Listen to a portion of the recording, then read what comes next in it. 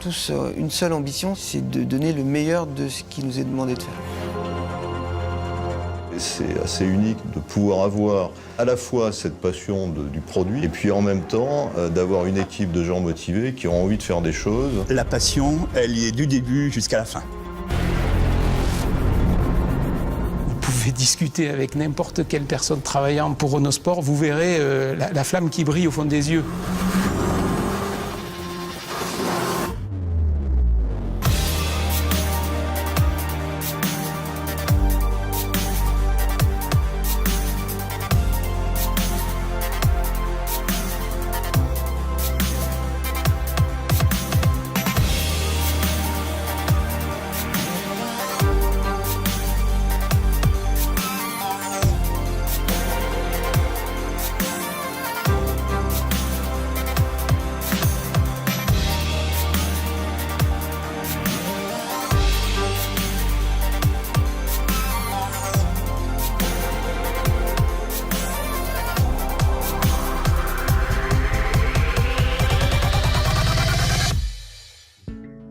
Cette histoire commence en 1899 à Boulogne-Billancourt.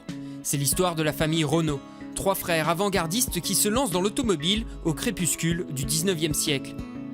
Renault est une marque qui a maintenant 120 ans. Il y a peu de sociétés dans le monde entier qui vivent encore après 120 ans. Impossible au début d'imaginer le succès commercial que va connaître la marque aux losanges. Au fil des décennies, l'entreprise grandit et produit des voitures en grande série. De la 4 chevaux à la 4L, en passant par la Clio jusqu'à la Mégane 4, des milliers de Renault sillonnent chaque jour les routes. Très tôt, une attirance pour le sport mécanique se fait sentir et la firme française remporte le premier Grand Prix de l'histoire en 1906, le début d'une longue série.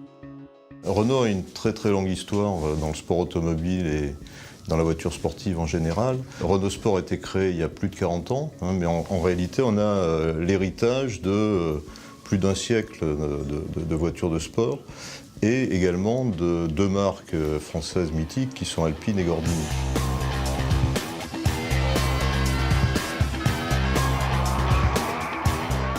Renault Sport, c'est notamment 12 titres constructeurs en Formule 1, une victoire aux 24 heures du Mans, un titre de champion du monde des rallyes et de nombreux titres nationaux.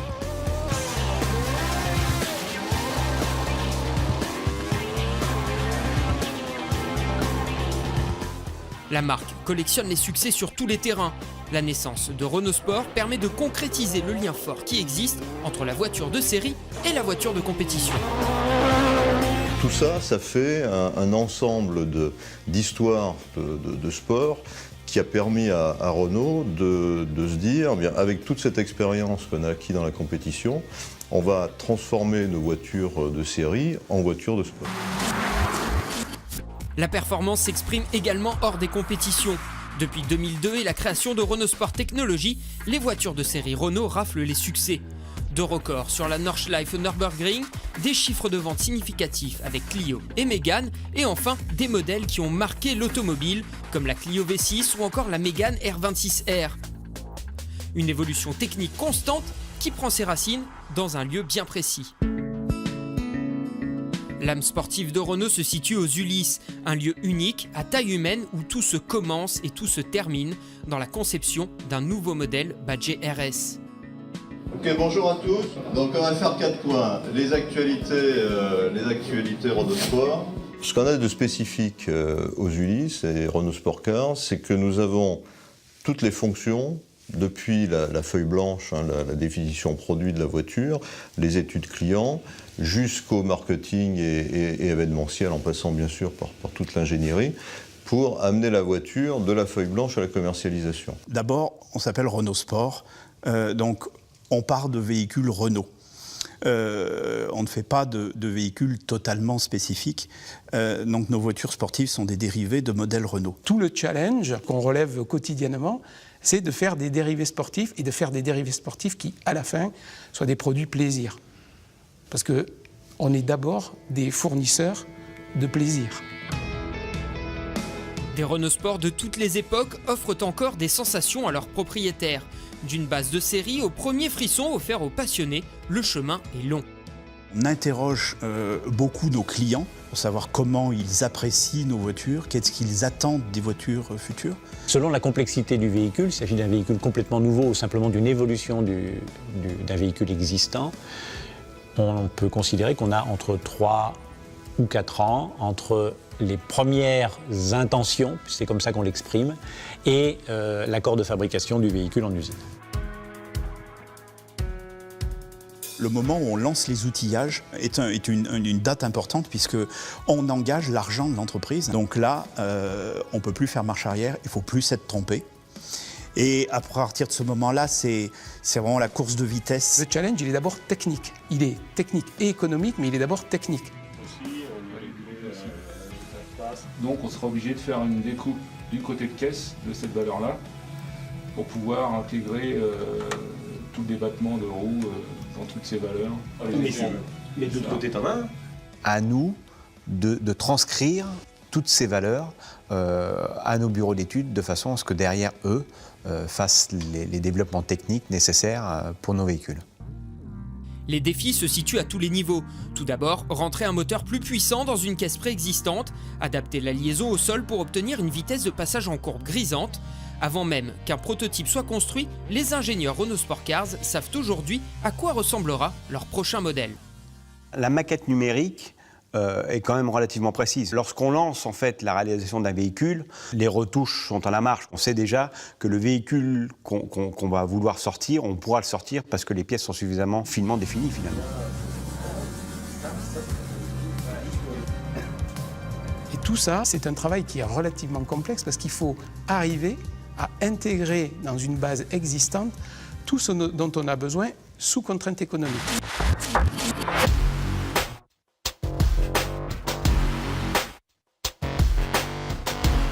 Un véhicule Renault Sport, siglé Renault Sport, il doit se différencier au premier coup d'œil par des codes qui sont extrêmement forts et qui doivent être retenus de façon, y compris de façon immédiate.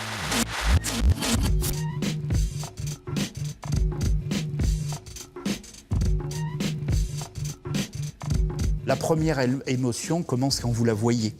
Vous la ressentez par une présence chez un félin, par le regard, une auto aussi, par son regard, par sa face avant, par ses volumes, par ses galbes. On a pour habitude d'aller explorer les univers de l'aviation et toute la technicité que ça dégage et aussi un certain idéal esthétique, ça fait partie des choses qui nous inspirent. Le dessin au service de la création automobile, c'est quelque chose qui m'a habité très très tôt. C'est quelque chose d'assez magique dans le sens où finalement on commence à partir de quelques lignes que l'on trace sur une feuille. On a cette dimension dans le design qui est le croisement finalement de contraintes de différentes origines avec une dimension créatrice. Quand les designers viennent et nous présentent leur premier sketch ou nous expliquent ce qu'ils veulent faire, la première des choses dont on a envie, c'est leur donner entièrement satisfaction. Mais après, on revient rapidement à la dure réalité des choses, c'est qu'on a des contraintes. Quand on part d'un véhicule série pour arriver à un véhicule Renault Sport, il est assez contraint. On a des interfaces qui sont déjà figées. Donc c'est tout le challenge et il faut faire preuve d'ingéniosité. Donc on va se challenger et les équipes sont assez ouvertes et il y a toujours plein d'idées et même parfois il faut les canaliser. On ne doit pas lutter contre les contraintes, on doit les comprendre, on doit les assimiler, on doit les transformer pour qu'après, elles n'apparaissent plus à travers le dessin final parce que le job est bien fait dès lors qu'on a une évidence qui se dégage de l'objet. Quand on raisonne sur les produits Renault Sport, notre objectif premier, c'est vraiment de faire en sorte que la voiture, une fois terminée, elle dégage cette impression d'avoir d'emblée été dessinée comme ça. Il y a quelque chose qui m'a toujours marqué, c'est-à-dire qu'il faut comparer ces années de travail, ces années de compétition, de sélection, pour arriver à la voiture finie. Et cette voiture, finalement, quelqu'un qui va la découvrir, il va la juger en l'espace de quelques minutes. Qu'est-ce qui va faire que dans 3, 4 ans, les passionnés de voitures de sport vont avoir envie d'acheter celle-là et pas une autre? Ces facteurs de succès, ils vont être dans le design, ils vont être dans des technologies et Renault Sport a des technologies uniques sur le marché qui sont un véritable avantage concurrentiel. Le design, la technologie, mais hors de question de négliger l'humain dans le succès de Renault Sport Cars. La taille d'un site comme les Ulysse permet une connexion, une synergie réelle entre tous les pôles techniques, même dans les moments les plus compliqués. Quand il y a un problème, c'est pas c'est ton problème donc tu te débrouilles. Chaque phase est difficile, chaque phase a ses enjeux. Quand on a une problématique, quand on a une question, plutôt qu'un long discours, on sait confronter un secteur avec lequel on travaille directement à cette problématique. Pour moi, effectivement, d'avoir cette structure, cette petite structure, et de pouvoir réagir en boucle courte, c'est un vrai plus. Tout ça, c'est rajouté, ça. Oui, donc après tu peux faire ce que tu veux, un peu comme on avait fait. Animer, oui. Comme on avait fait un petit peu en animant. Donc là, on met une pièce... En fait, on redessine complètement les ailes, quitte à faire les ailes incarnées. Ça nous permet d'être très réactifs, d'être très flexibles. Il se passe une crise d'un côté qu'on n'avait pas vu venir. Tout le monde va se mobiliser pour trouver des solutions. On a quand même dans l'équipe une grosse majorité, voire la totalité de passionnés. Les gens, quand ils viennent ici, ils savent qu'il y a un avenir et en même temps, ils savent qu'ils vont trouver une ambiance dans laquelle on valorise le travail, la technologie, l'innovation. On est prêt à prendre des risques.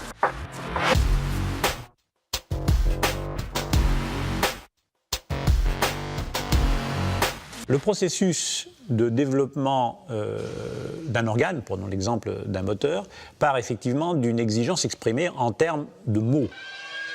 Des mots destinés à se transformer en mélodie source de frissons.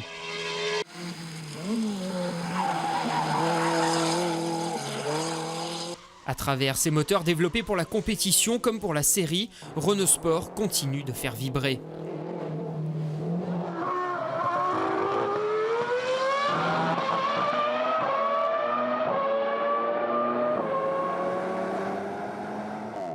Le moteur, effectivement, c'est l'âme de la voiture. C'est une fois rageur, une fois douce, ça dépendra des modes qu'on va choisir. Où est finalement le lien entre la compétition et le véhicule sportif de série? Les technologies, si elles ne sont pas transposables en tant qu'objet, le sont en termes de savoir-faire. L'exemple le plus récent est la culasse du moteur de nouvelle Mégane RS qui a été conçue par les ingénieurs de Renault Sport Cars en collaboration très étroite avec les ingénieurs de Renault Sport Racing de la F1. C'était assez passionnant parce qu'on itérait, le concepteur a envoyé une NUM le vendredi soir et la semaine d'après on avait déjà le résultat. On n'aurait jamais pu faire ça en mode normal avec les durées de calcul habituelles. Donc le défi on l'a relevé, au bout de 6 mois on avait une culasse qui était finie et prête à lancer en production. On essaye vraiment d'aller collecter toutes les innovations, les bonnes idées de ce monde de la piste et de la compétition sur piste ou sur rallye pour essayer de les intégrer dans nos véhicules, j'ai envie de dire, de monsieur tout le monde.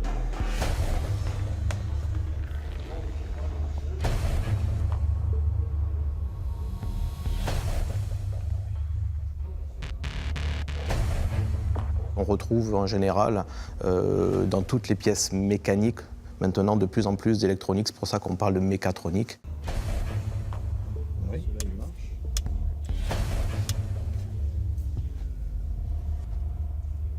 Un moteur, c'est plein de pièces inertes rassemblées.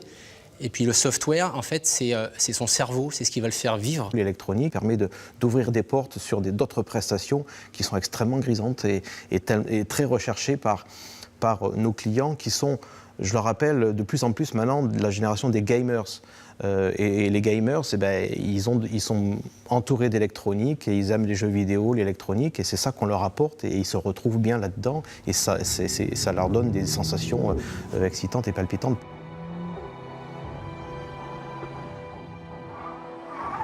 Nous, justement, on doit donner la sensation que vous maîtrisez, comme dans un jeu vidéo, complètement le GMP. C'est pour ça que vous avez des modes, c'est pour ça que vous pouvez choisir dans vos modes l'accélération que vous voulez, exactement finalement comme un jeu vidéo. Et ce monde-là est possible aujourd'hui parce que les softwares le permettent sur nos autos.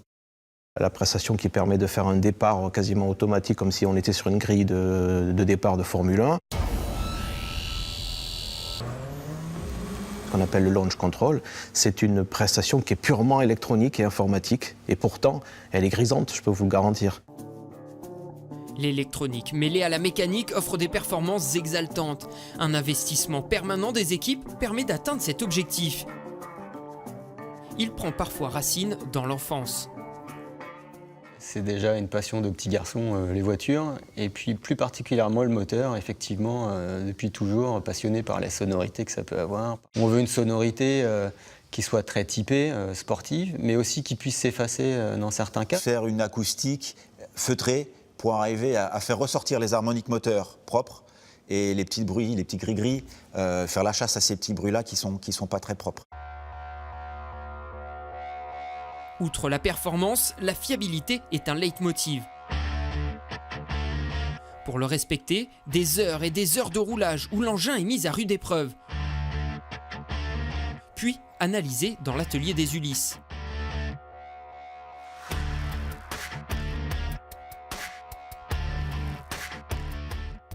L'analyse post-essai permet de vérifier qu'on ne s'est pas trompé ou de faire des petites corrections par la suite sur des usures qu'on verrait un peu trop importantes ou de la fissuration ou carrément des casses. Toujours cette recherche de « je peux faire encore mieux ». Une rigueur récompensée par de nombreux prix décernés par la presse spécialisée. La cohérence des auto-RS est dans tous les esprits, le plaisir qu'elles doivent fournir également. Notre point clé, c'est de faire des voitures qui sont très efficaces en virage, qui sont très agiles. Le brio, c'est vraiment la sensation que vous avez. C'est souvent lié à la dérivée d'accélération. Ça n'a des fois rien à voir avec la performance. C'est de l'intelligence. Alors c'est un peu de software quand même, mais c'est pas mal d'intelligence, de mise au point de temps. On roule énormément avec les voitures. On essaye d'avoir la voiture qui va donner le plus de plaisir et le plus d'efficacité en virage. Et le brio, c'est réellement pour les passionnés. C'est ce qui vous fera réessayer cette voiture-là plutôt qu'une autre, une fois que vous aurez essayé plusieurs autos.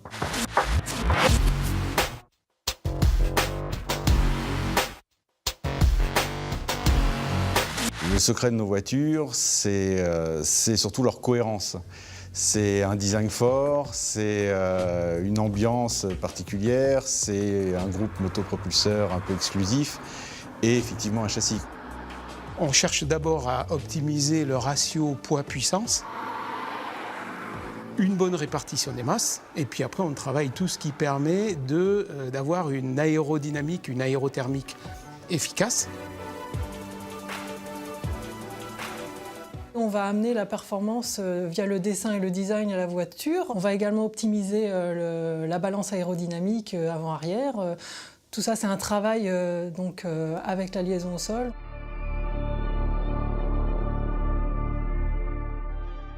Le pilote a un rôle très important chez nous, puisque la part de la mise au point fine, c'est vraiment ce qui nous permet d'aller chercher la quintessence de nos produits. Laurent caractérise les véhicules et donc établit avec nous les fameux cahiers des charges qu'on donnera au bureau technique. Mon rôle, voilà, c'est d'essayer de mettre le curseur au bon endroit. Donc, on va travailler sur les suspensions, on va travailler sur les ressorts, les barres anti-dévers, toutes les nouvelles technologies, les butées hydrauliques de compression, plein d'autres technologies comme le 4RD pour faciliter justement la maniabilité de l'auto. Par rapport à l'interprétation que l'on fait de son ressenti, on sait avec lui aller cibler effectivement les derniers petits ajustements sur la voiture.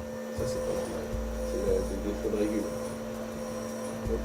Ah, c'est ça qui est difficile, d'accord. Ah ouais. C'est pas le fait que à vitesse constante, la montée en charge...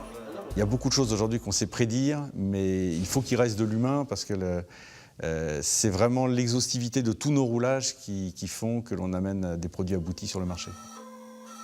Pour mettre au point un véhicule en liaison au sol, on a obligation d'avoir un véhicule complètement représentatif.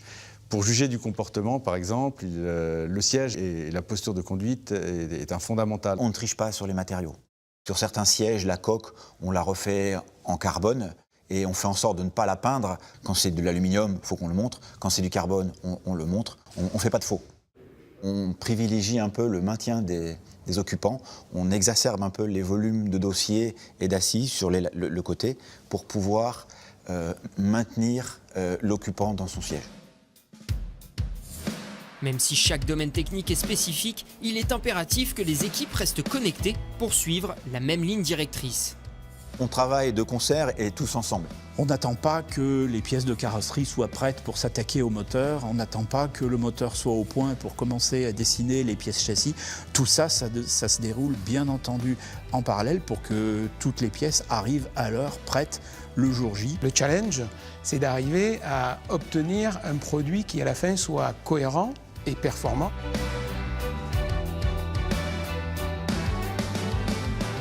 On rentre dans un champ de plus en plus contraint finalement au fur et à mesure qu'on avance. La gestion des contraintes de chacun est une des préoccupations majeures aux Ulysse. Avec ses obligations en toile de fond, il faut relever des défis techniques, une vraie source de motivation pour tout le monde. Si on n'avait pas ces contraintes-là, on dirait, quelque part, ça serait facile. Or, le fait d'avoir à gérer ces contraintes-là, c'est aussi ce qui fait l'intérêt et ce qui pousse à aller rechercher des solutions en sortant des sentiers battus, à aller rechercher des solutions innovantes.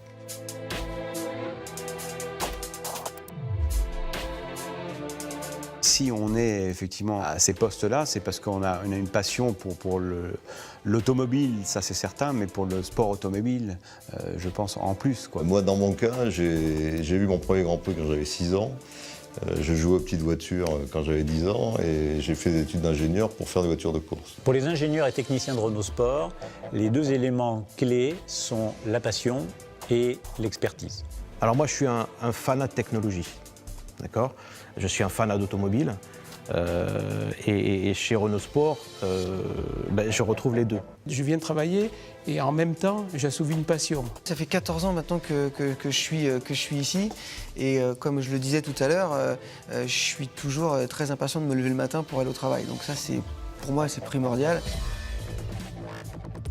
La passion et l'envie donnent à se projeter. Le futur de Renault Sport Car se joue à plusieurs niveaux. Une expansion mondiale au service de Renault et déjà l'élaboration de ce que sera la voiture de sport de demain. Renault Sport peut être le fer de lance de Renault quand on l'utilise bien et qu'on choisit bien les bons marchés. Au Japon, par exemple, Renault Sport représente à peu près un tiers des ventes et c'est l'essentiel de leur communication. Elle est faite autour de Renault Sport. Nous devons d'offrir toujours les sensations sportives qu'attendent les gens en étant en phase avec les attentes de la société. Les normes qu'on a aujourd'hui, le fait que les normes se sont durcies, en tout cas pour les moteurs thermiques, le passage à l'hybridation et l'électrique va être indispensable. Et donc aujourd'hui, il va falloir qu'on réussisse cette transition-là. Renault, j'ai envie de dire, a déjà fait ses preuves, a déjà montré que l'électrique et le sport et les sensations ne sont pas des choses qui s'opposent. On voit de plus en plus ce qu'apporte l'électrique sur les automobiles en termes de réactivité, de silence. Évidemment, l'aspect pollution est très intéressant. Donc c'est assez excitant de se dire que demain, on va mettre les deux ensemble peut-être et puis voir ce que ça peut donner. Je pense qu'il y a de quoi faire des beaux objets sportifs avec tout ça, oui.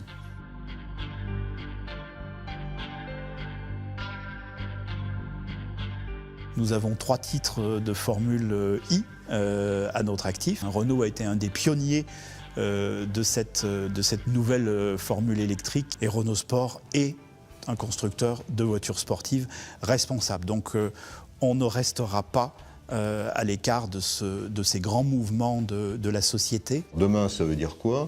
Ça veut dire pour Renault qu'il faut se lancer dans la voiture électrique sportive. Et puis dans les voitures plus traditionnelles, il y aura un certain niveau d'électrification ou d'hybridation.